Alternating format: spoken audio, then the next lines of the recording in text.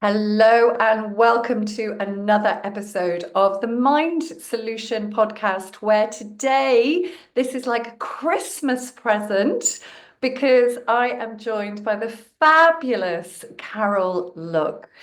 And Carol has been in my orbit for more than a decade with her work as an EFT master and also as a fellow I was going to say psychologist. I've just named a psychologist, psychotherapist, hypnotherapist, and author of 3 books: Tapping into Abundance, How to Stop Being Lazy, which I love the title of, but that's about breaking the procrastination cycle, and her very latest, hot off the press book, The Yes Code, which I absolutely adored. And we're here today to talk about. So, welcome and thank you so much for being here, Carol. Thank you, Sarah. What an honor to be with you and your audience. Thank you for interviewing me. Not at all. I absolutely loved the Yes Code. And before I get too overexcited and start jumping into that, I'd love for you to just say a little bit about your own background and really what brought you to EFT, which I know that people can read about in the book, but for anybody that's brand new to you and EFT. Well, I started as a traditional psychotherapist, and then I became a hypnotist. I got a doctoral degree in hypnosis. And somebody in my hypnosis class said, "You think that's fun? You have to try this weird tapping thing." I didn't know what she was talking about. And then I took a class that was being offered back then, and the rest is history. It changed my practice, it changed my life. I became an EFT master under Gary Craig, and everything's different. Everything's better, everything's different, and I love it. So that's the fast story. That's the quick version of it. And I love this story because when I trained as a psychotherapist and hypnotherapist, and I'm going back sort of 14 years ago, the wonderful lady that taught me, Jill Wotton, she also brought in EFT. So I was very fortunate that I had that combo of EFT hypnotherapy and psychotherapy. And a bit like you, it was kind of, what's this? How, I think for me, it was like, how is something that's so ridiculously simple so powerful? And so powerful in the hands of people who really know what to do with it. So I could teach it to my nieces and nephews and they could do it. But once you get the experience and really start to hear and listen deeply and understand what can happen psychologically with people, someone wrote me last night and said, "Are you still doing hypnosis?" Why would I do hypnosis? The results I get with EFT are longer lasting, faster, and it puts the power back in the hands of the client. So I just find it incredible. Still, I say to people, if I found something that works better and faster and more efficiently, I'll let you know. And I'm always searching, but I haven't found anything yet. It's what I think I love about it is in the when you're working with a really trained professional, it is groundbreaking, but it's also something that I consider it as a secret weapon that you can have in your back pocket that you can use anywhere pretty much. Maybe not in the boardroom, although I'd love to see that, but even in a work situation, you can just quietly slip off to the restroom or the bathroom and just do a bit of tapping, reground, reset, and go back.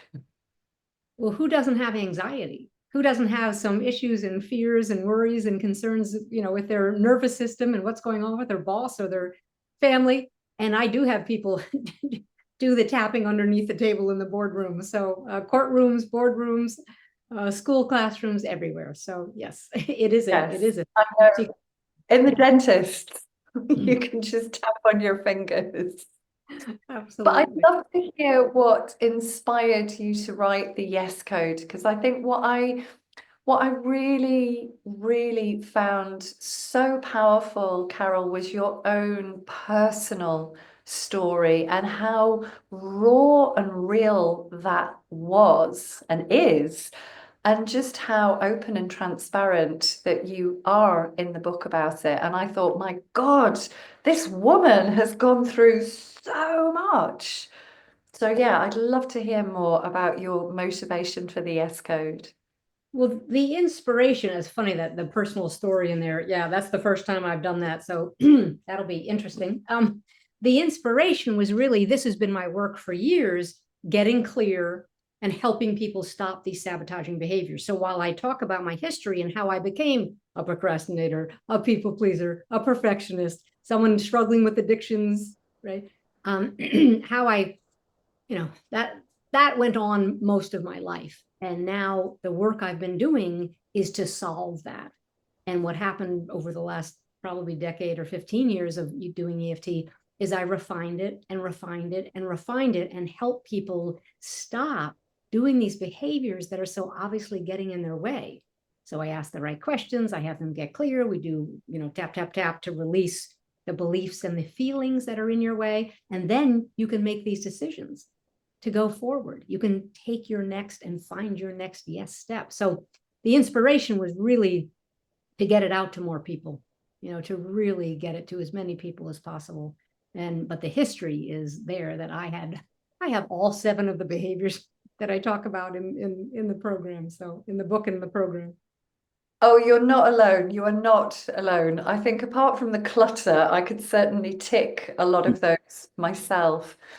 And I'm just curious from your perspective, thinking about this term self-sabotage, if people don't necessarily know what that is, how would you explain that really simply? Really simply, self-sabotage is getting in your own way. Sometimes we think other people are getting in our way and blocking us from moving forward, but self-sabotage is when you do something specifically to procrastinate, slow down your success, get in your way of shining, play small, right? Start a fight in a relationship, do the clutter, do the addictions. So when you're getting in your own way and you really can't point to anyone else, it's that simple. Mm. Now, one of the things that I was really curious about, so having worked as a woman in leadership myself in the corporate world, and that's my niche, if you like, that I work with women in leadership positions. I know from my experience of working with them that they have come to me when they have realized that it's not sustainable, their behaviors aren't sustainable, they're burnt out, they're exhausted, but they wouldn't necessarily recognize straight off the bat that perfectionism was what was getting in their way. And what I find really curious is that many of them, because they've worked their way up to a high level within an organization, they've seen their standards of performance and the standards that they've set for themselves as actually beneficial, because in their mind they've said, well, this is a good thing because I've got to this level, I'm a director, I'm a chief exec or whatever. And I'd love for you to help people understand maybe what are some of the more subtle signs of things like perfectionism if they do have that kind of misguided understanding of it. Well, the first thing I would say is at what cost did you get to this level?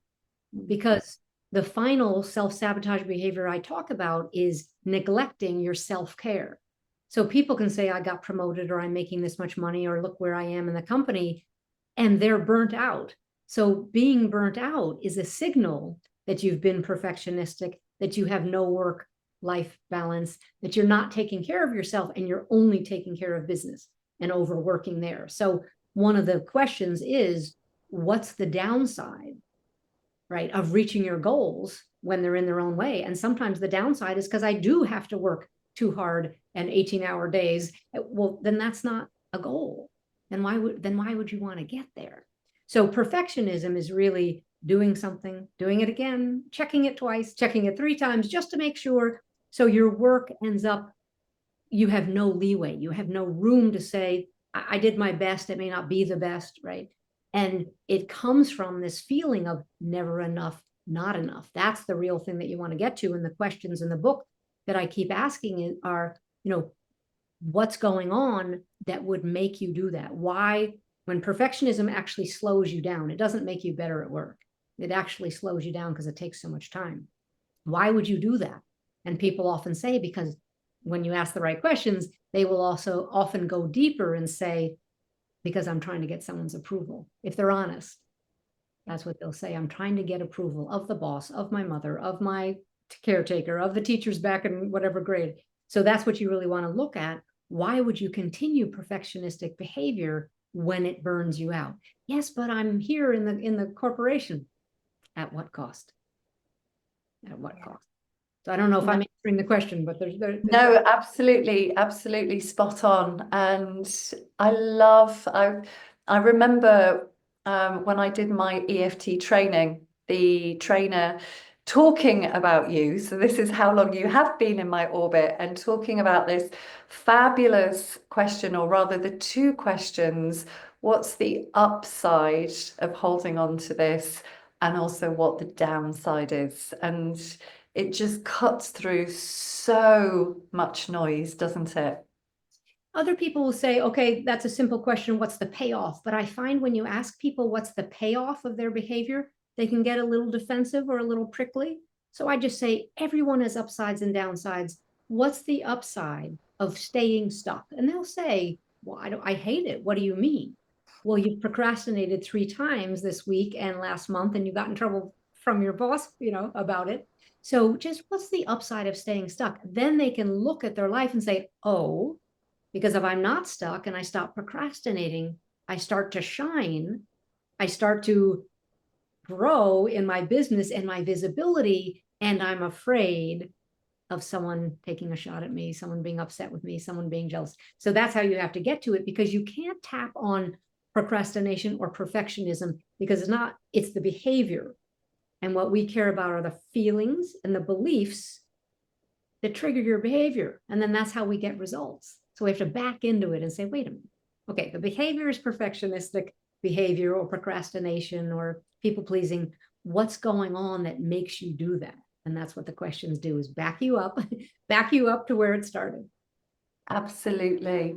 So perfectionism is kind of the one that certainly jumped off the page for me, because it's one that I've overcome in myself, that whole need to keep proving myself, which I wasn't really aware of when I worked in the corporate world. But I had all of the other signs that, yes, I wasn't taking care of myself. I was burnt out. So I love that you went into that side of things, so that anybody that picks up the book could kind of go, I see myself here. I get what's going on. Can you share with us what the other or the most common self-sabotaging behaviors are that you speak about? Procrastination is probably even better known and more used than perfectionism, which is simply getting in your own way, delaying something that needs to be done, and ultimately there are consequences. So I'll ask the questions: what's the upside of procrastinating and not doing what you need to do, or what's the downside of reaching your goal? So someone doing a website will say, oh, I haven't gotten to it, and I'll say, yeah, you haven't gotten to it for 2 months. What's going on? And they have to back into it and say, oh, I'm procrastinating because I don't feel safe with my work out there, or I'm afraid no one will come to me.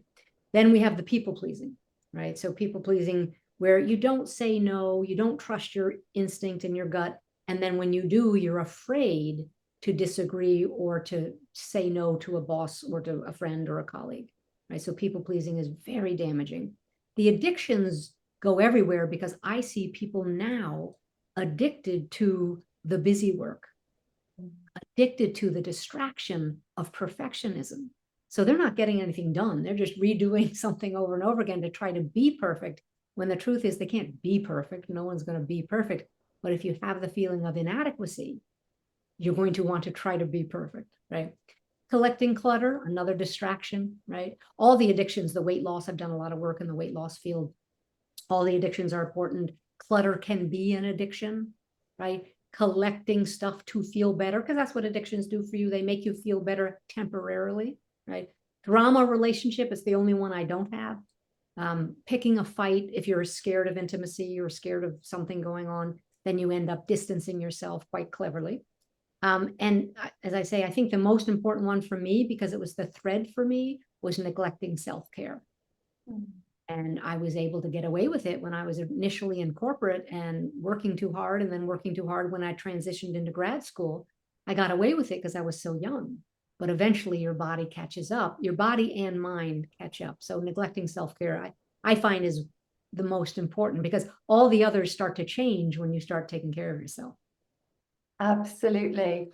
And it's certainly from my perspective, from working with people in the corporate world, especially women who are in these high achieving positions that have got responsibilities at home, they've got children. It's like self-care is right at the bottom of the priority list, and often feel that it's quite self-indulgent to look after your needs or fit your own air mask first, because they're almost kind of like, I haven't got time to do like the self-care stuff. I've got kids, I've got PTA meetings, I've got this, I've got that. What's your experience of these kind of women? So very common. I had one come to me for severe migraine headache syndrome, and I gave her EFT, some hypnosis scripts, and do this every day. She said, I don't have time to do this. I'm too busy. I'm like, oh, okay, we have another issue here. This isn't about your headaches. If you don't have time for 5 minutes of tapping, right, then we've got to rearrange and reorganize what's going on in your life. And they're very reluctant to. So I work with men and women from the corporate world, and the reluctance I see in them when I say something's going to give. Often people don't come to me until something has given in a negative way, right? So they've gotten sick, something's happened in their marriage, something's happened with their boss. They feel that inadequacy of not being able to keep up, and they're starting to feel a deterioration maybe in their integrity or their emotions. That's often, that when people come to you. And so I just help them reorganize around their priorities and say, what's it worth to you? What's it worth to you? Because you're not talking to your kids in a way that you want to talk to them. You're not being effective as a boss. Many of them are bosses and managers themselves. They're not just looking up to the boss. So my experience is really listening to them deeply, listening to their unhappiness, their frustration that they haven't found another way. And what they don't understand is that when you start to take care of yourself, in fact, you're more efficient and more productive at work. But I don't know, our culture, Sarah, our culture has not gotten that point across, that when you take care of yourself, you're a better mom, you're a better employee, you're a better boss, and you're a better friend. And it's not broken through yet. I know, and it's amazing because it's so, when you really understand the way that the mind and body work, it seems so common sense that if you're sleeping really well, your nervous system is regulated, you've got bandwidth, of course you're going to perform better and probably be a lot nicer to be around. But yeah, it just gets pushed to the back of the line. But I loved what you said about, EFT, using EFT, even just 5 minutes a day, because I know, I mean, for me, it's so habitual that if anything comes up for me, I just start tapping automatically. I mean, I'm amazed I haven't got holes in me because I've been tapping on myself for 13, 14 years. But I just love how quickly we can neutralize something. And that's why I think it's like a secret weapon. But I'd love for you to say, with your expertise, Carol, if somebody has just got something going on at work, for example, how you can use EFT to neutralize that within minutes. Well, I always ask what the real problem is. So, are you afraid of the boss? Are you afraid of saying no? What's the conflict that's going on? And then we start to unpack it and use the tapping. And I give the homework 10 minutes a day, please, to do tapping, because a regulated nervous system is better for everybody, as you just said. So they're often very motivated because they do a little tapping with me, and then they say, oh, I feel better, and they feel clearer, and they start to feel as if they can handle it. That's what happens when you get burnt out. You start to feel overwhelmed, and I can't do that. That's what people will say to me. I can't do that. So a little bit of tapping with me in the office or on Zoom, then they say, oh, I know what to do. Solutions start to come to them, right? So they present the problem that they see, and then we start to ask questions, and I start to find out, what is the real problem? Is the real problem boundaries in work? Is the real problem not listening to the people you manage? What really is the real problem? Are you coming to work exhausted because you're not willing to turn it off at night? So that's how we get to the real problem. And then I give them homework, because I do my EFT tapping every single day, rain or shine, even if I've been tapping with a class, even if I've been tapping on other issues, because I want to practice. I want an EFT tapping practice in my day, not just when I'm upset, not just when I'm stressed out.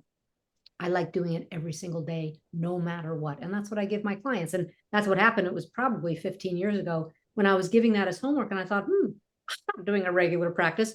I'm doing it on the fly, or I'm doing it when I'm stressed out. And I think it's really important to be consistent with any of these practices. Oh, 100%.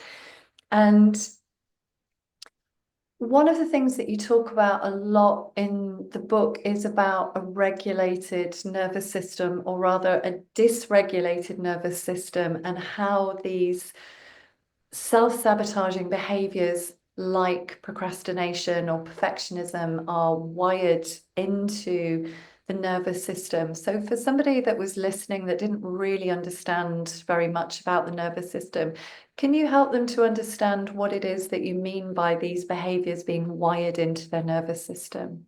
Well, what I would say is when we're upset or stressed out or feel overwhelmed, our nervous system isn't working efficiently, and then our brain isn't working efficiently. And when we're procrastinating, let's just use that as an example, we're procrastinating because we're afraid of something. And the fear is in our nervous system. So that's how you back into it and say, no, wait a minute, procrastination, I'm not doing that because I'm bored or, for fun. I'm doing that for a specific reason to keep me safe. The safety is the connection. That's why it's so important to ask the questions. What is your behavior trying to protect you from? And when you know that, then you see, oh, it's my nervous system trying to help me out.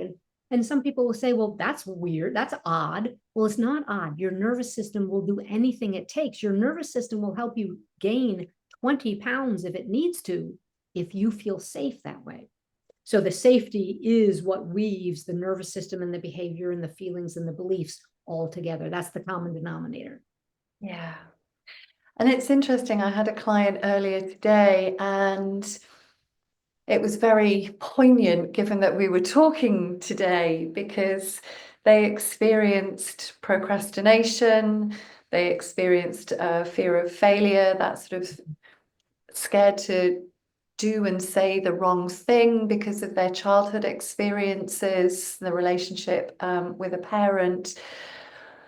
And what came to my mind is, for somebody that was reading your book, if they said, oh, okay, I've got some procrastination going on, I've definitely maybe got some perfectionism and either a fear of failure or a fear of success, and they kind of thought, where do I start? Because I've got all of this stuff. What would you say to somebody in that situation? I often say start with the one that is the loudest and has your attention. We all have millions of things going on in our lives, right? What gets our attention is the loudest one. So start with procrastination. Ask yourself the questions. What am I afraid of if I stop procrastinating? How is procrastination protecting me? Right? Why am I continuing to do it when I hate it? Right? So start with one of those and then tap on the answers. So the answers are fear of failure, fear of success. You could start with fear of failure or fear of success if you want to. I would say start with a fear or a belief, right? With EFT, we go after symptoms, we go after memories of past events.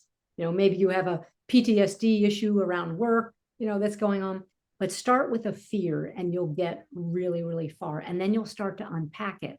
Oh, really? I'm afraid to get ahead because of my sister, brother, colleague, friend. Oh, that's strange. And you'll start to tap on that and unpack layer by layer. You'll get to the bottom of it. So, great question. And I would say pick one. You may have all seven. Pick one, right?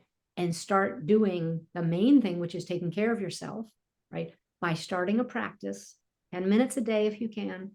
And this is my private time. Put aside the time and say, I'm doing my tapping for me. I don't know what to tap on. People say stress, fear, and stress, but I don't really know what to say. Even though I'm stressed out and I have all this stress in my life about work, simple, simple, simple. So stress and fear, when in doubt, when people are brand new at it, I say there's got to be stress in your day. There has to be stress in your week. Start there. Yeah, no, great answer. And coming into the beliefs, I think we both know that we all have beliefs and that those beliefs are not personal, but they were created based on our experiences. And so for some of those, what we might consider as core beliefs, like I'm not worthy, or, you talked a lot about your beliefs in tapping into abundance and that belief around money and your relationship. From your experience, how quickly do you think somebody can transform a really core belief? Say, I'm not good enough. I see that all the time. I've experienced that. Do you think we can ever really completely transform it? Or, and if we can, how quickly can somebody do that, if that makes sense? Yes, so the book is Attracting Abundance with EFT was my first book in the EFT field. And all the beliefs about money were there, and I changed all of them. The answer is quite quickly. And here, but you have to follow the steps. So the steps is you have to find the real belief. Again, sometimes we're hovering up here and thinking about beliefs that are they're troublesome, but they're not the core, right? So we need to get to the core belief. Then we need to tap on it until it starts to loosen and neutralize. And we need to replace it with a new belief that is in alignment with what you want in your life. So I help people language it. I do this in my series, help people language what would the new belief sound like? And are you willing to do it every day? Because people can do affirmations and beliefs one day, 2 days, maybe three. And then, myself included, we forget. But if you do the new beliefs while you're tapping, if you write about them, if you are consciously trying to change your belief, you've tapped and you've gotten the intensity down. Now you have a new one, then you have something to replace it with. Right. So someone might say, oh, I never attract clients. I don't have what it takes. I don't know how to do this. And then the new belief would be, I love how easy it is that new clients come to me. I love knowing that I can attract new clients easily. I love appreciating my ability. We start working with whatever fits them, but then they have to say it. So we can say it's easy and it takes not that much time, but you have to do the work. We all think EFT is magic, and it feels like magic when you do it, but you also have to have new beliefs to support you going forward, or else human nature, as you know, Sarah, is just so easy to go back to the original one. Oh, there I go again. I'm not good enough. I'm inadequate. I don't have what it takes. Life has to be a struggle, whatever it is. Life doesn't have to be a struggle, and it's not supposed to be a struggle, but that's my belief now. But it wasn't what I used to believe. And I love what you say, because for me, that very much fits with my morning routine, which has always been cup of coffee. That's still my little treat, and journaling. And then using that time in the morning, even if it is just for 10 minutes, to do what I would call the positive EFT, which is thinking about that kind of creation. So what is it that what's one of my goals? And it's not necessarily doing the tapping on what we might view as the negative side of it, but it's actually using it to get into that lovely state. And as you say, whether it's about money or whether it's about clients or for anybody. It could be anything that they're wanting to create, but to affirm that whilst they're tapping. And I'd love for you to talk about your experience of positive EFT. Well, I object to people only doing positive EFT because the positive stuff has nowhere to land if you haven't taken care of the deeper beliefs. I'm not worthy, I feel inadequate, I don't have what it takes. So Yeah. you need to still do work on those. Then I absolutely love doing positive beliefs and feelings. I started the gratitude tapping in EFT. So I'll take people through a couple of sessions and rounds, and then I'll say, I'm grateful for receiving the answer. I'm grateful for the solution.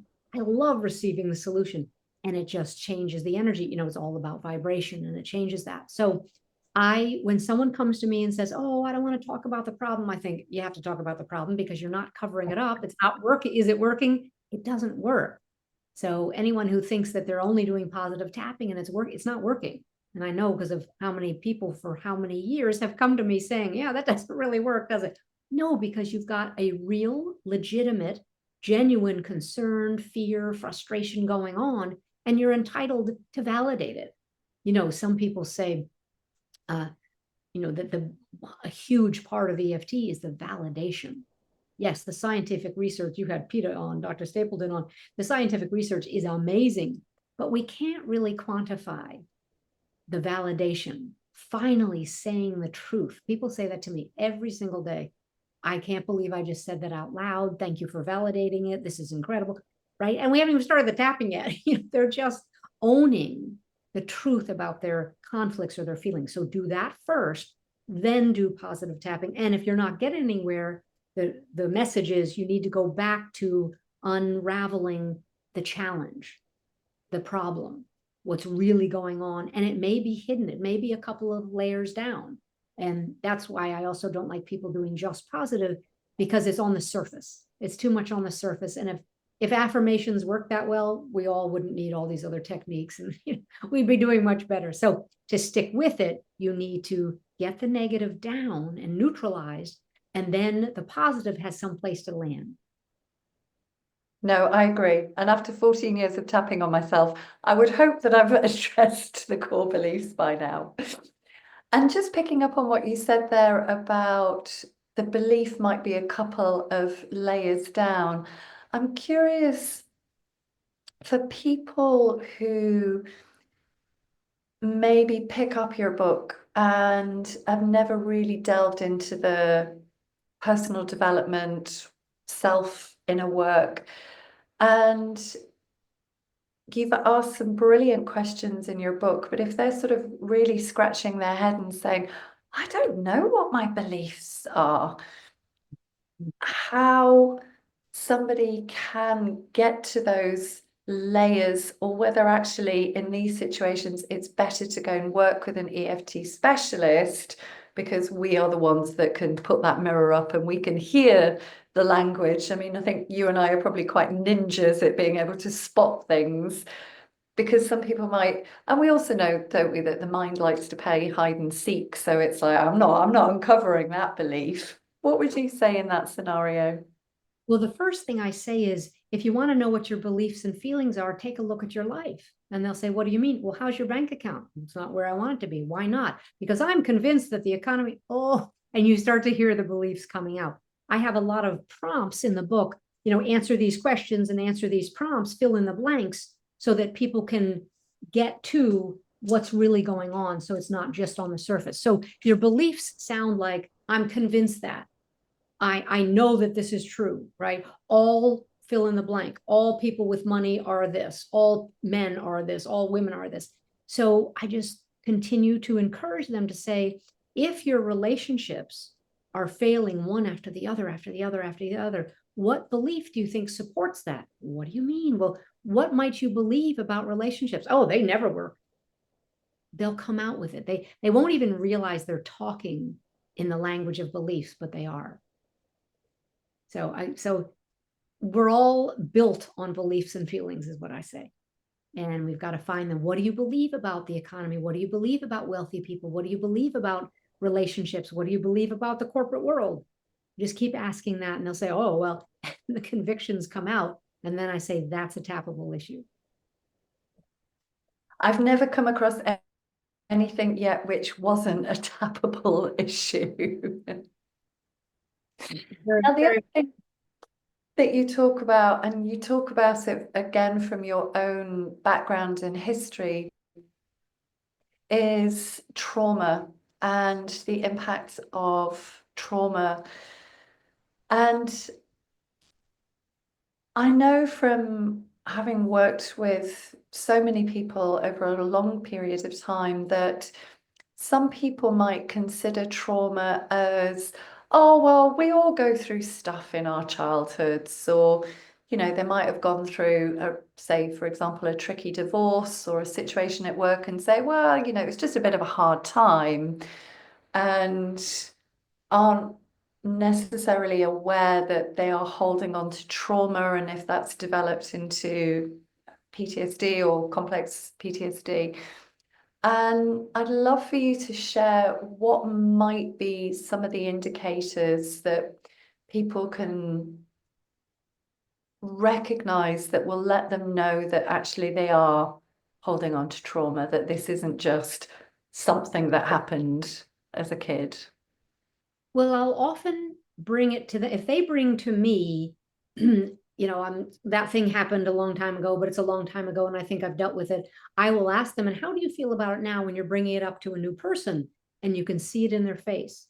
I said, do you think it's still buried somewhere in your nervous system? Yeah, probably, but I'm over it. And I said, well, let's try. And then we go tap, tap, tap.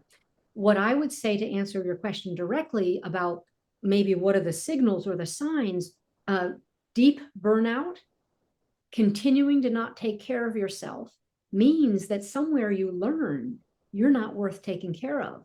That doesn't come out of nowhere, right? Oh, well, it's just childhood. What happened in your childhood? Nothing much.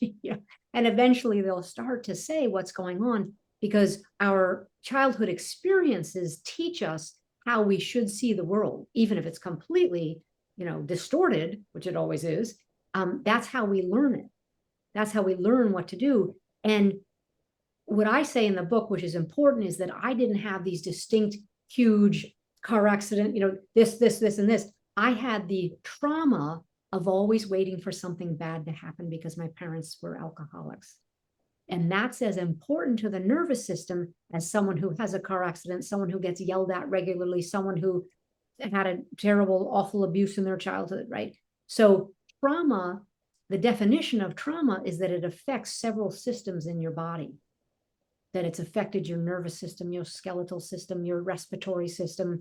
And when I talk about it that way, people say, oh yeah, I can tell my breathing is strange right now. And we're not even, that was 20 years ago. That was 30 years ago, right?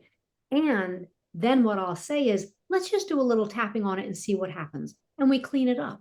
Or they say, uh-oh, we've opened something up and I have been hiding it or just not wanting to go there. So again, I'm not sure I'm answering the question, but there are a lot of ways to get to the traumas. There's not a human being on this earth who hasn't experienced it, because remember, our perception of what happened makes it a trauma, not a clinician, our meaning the client, not a clinician saying, well, that's a big trauma, that's not a big trauma. It doesn't matter, right? If the person thinks it was upsetting and traumatizing and they felt helpless, it's a trauma. So I always let my clients be the ones to decide, was that traumatic? Oh, I don't like that word. Okay. Was it upsetting? And I was terrible at the time. Okay. And how does it feel to you now? Not great. I kind of try to avoid it. So there are lots of doors to go in, but every single person has been traumatized and had trauma. Remember, the feeling of helplessness is a key component of trauma. Helpless or powerlessness. Yeah. And I think working with so many people in the corporate world, one of the things that I talk to clients about is almost kind of micro traumas at work. So those conversations with either your colleague or your peer or manager or client or whatever that's maybe got really uncomfortable.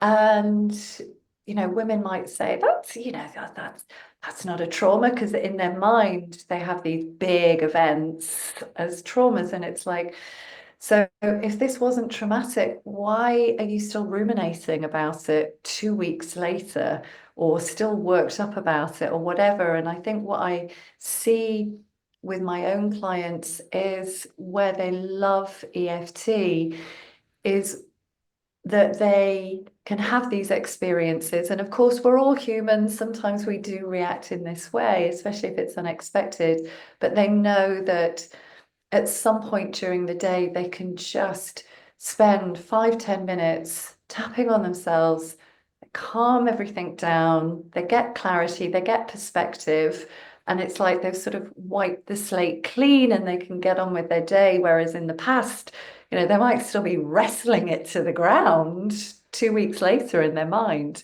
Has that been your experience? Yes, and it's very important to ask them, how did you feel when it happened? When what happened? When your colleague made a snide remark in front of the boss and just did a drive-by smack, how did you feel? Oh, I felt hurt. And get to the feeling.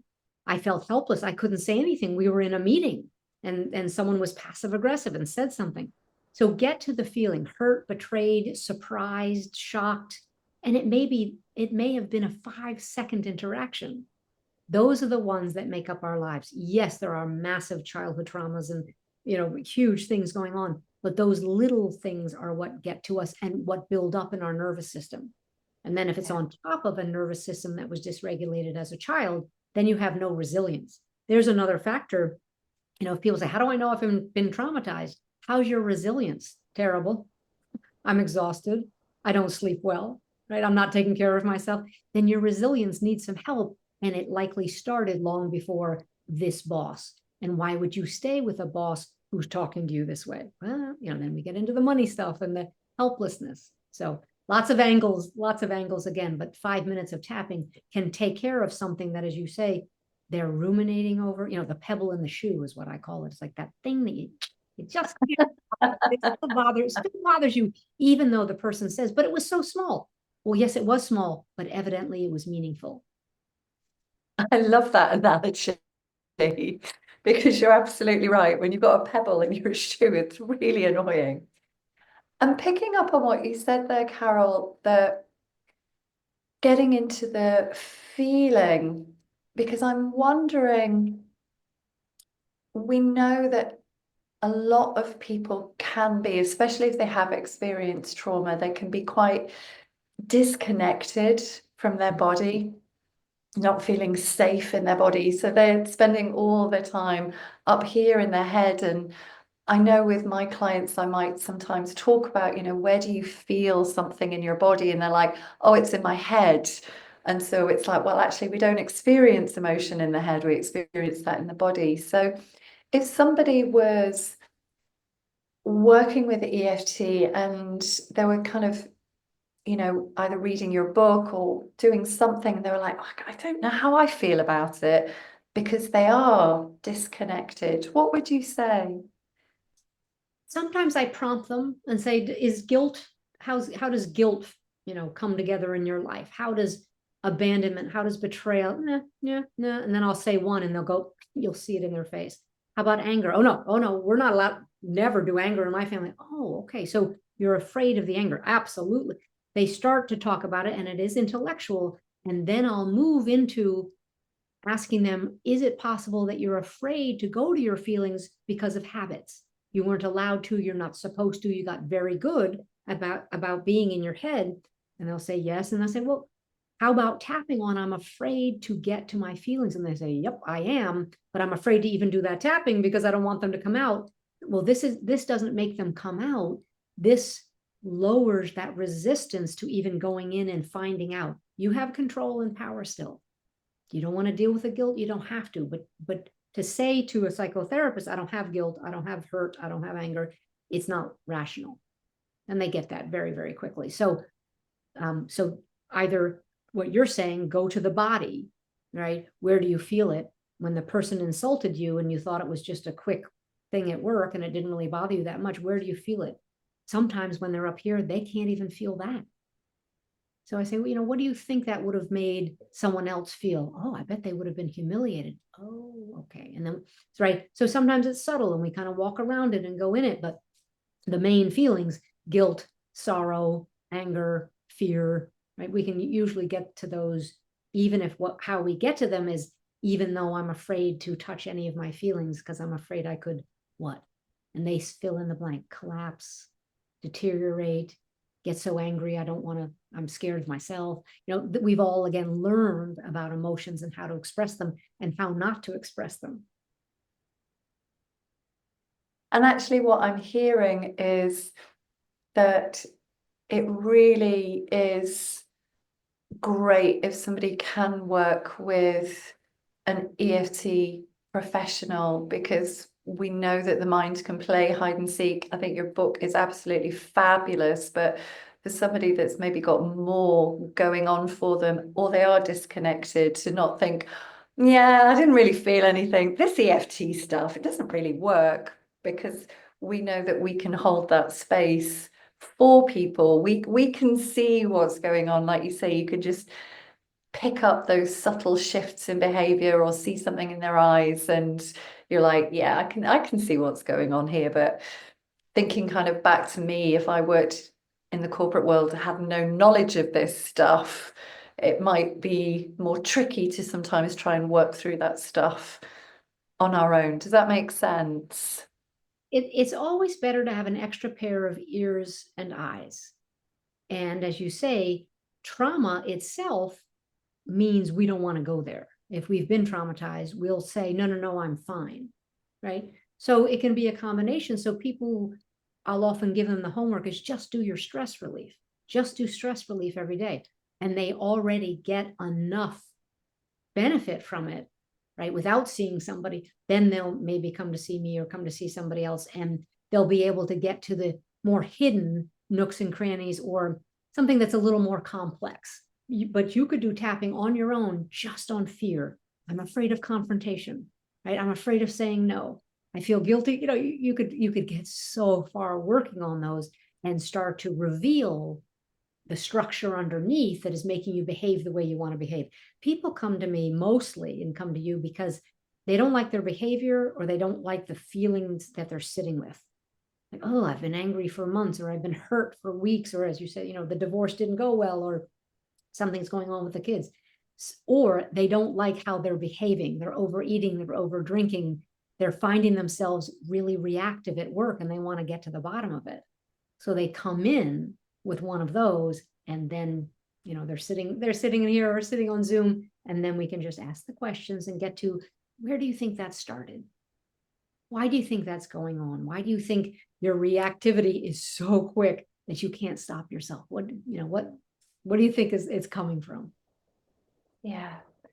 And it's one of the reasons that I wanted to get you on this podcast, to help people understand that they don't have to stay in these states of suffering. I have so many women that are like, oh, I wish I'd seen you sooner. I wish I'd seen you years ago, because they've been struggling with these behaviors like perfectionism, or that fear of success or fear of failure. And so they have got to a level within their career that's very prominent. But as you said at the beginning, at what cost?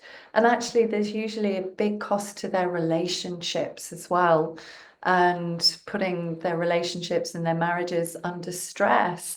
So just even in a couple of sessions, they just start to experience feeling calmer, and they sleep better, and they start to, you know, have nicer evenings with their partner or their husband or wife or whatever. And it's like, oh, why have I waited this long? But people do. It's I just hope that in sharing this podcast or this video, it's going to inspire people, whoever they are, to say, actually, yeah, I don't need to keep struggling anymore. It's so nice to be in a profession where you can say help is out there. I get help, you get help, help is there. And in a very short period of time, you can rewire the brain. People start to perk up because they think something's wrong with them when they're chronically anxious, have insomnia. They're eating terrible food day in and day out and starting to gain weight. When they're always scared at work, just worried that something's going to happen. to be able to tell them not only is help there, you can do it for yourself. And yes, you can get extra support with a clinician, but it's just incredible that they can rewire their brain. It's not talk therapy for 20 years. It's rewiring the brain, right? With the amygdala, helping the nervous system, and just saying you're able to, helping them move towards their lives in ways that are more efficient, more effective, more resourceful. It's a great message to give. And I'm a walking testimonial. You are indeed. But it's one of the reasons that we deliver this training to organizations, because even in a 1 hour or 90-minute webinar, we can teach employees how to use EFT. And I just love it because I usually do a live 10-15 minute demo, and they might start with something and at the end they just feel totally different, and they're kind of looking at me as if like, what did you just do? Like, are you, I don't know, a magician? And it's like, no, this is just the power of it. Yes, and it's in their hands. So what did I just do? I didn't do anything. I led you through an EFT tapping, a tapping round that you can do yourself to calm down the fight or flight response in your brain. And people know that language now. 10 years ago, it wasn't talked about in the same way. Now everybody knows that language. Calm your fight or flight response down so that you can handle a work issue, a relationship issue, or issue with your kids, so that you can handle it from a very wise, calm place. Absolutely, absolutely. I mean, one of our clients is the Department of Corrections in Wisconsin, and staff love, love, love, love EFT. They've got challenging job roles, and that ability to just calm everything down in the moment is just wonderful, absolutely wonderful. Thank Thank you so, so much, Carol. Is there anything that you would love to share or say before we bring today's conversation to a close? I would just say don't give up. Everybody, if you start with a book, that's great. If you start with a free session, that's great. If you start with something online, don't give up, because we don't have to suffer the way we used to. We do not have to suffer. And these tools are just incredible, and they're available to all of us. So I say, if someone's discouraged or feels kind of down, or I had someone this week say, I tried tapping a while ago. This is not what I had. This is not what happened. Well, I don't know who they went to see. I don't know what happened, but keep trying. EFT works for all human beings.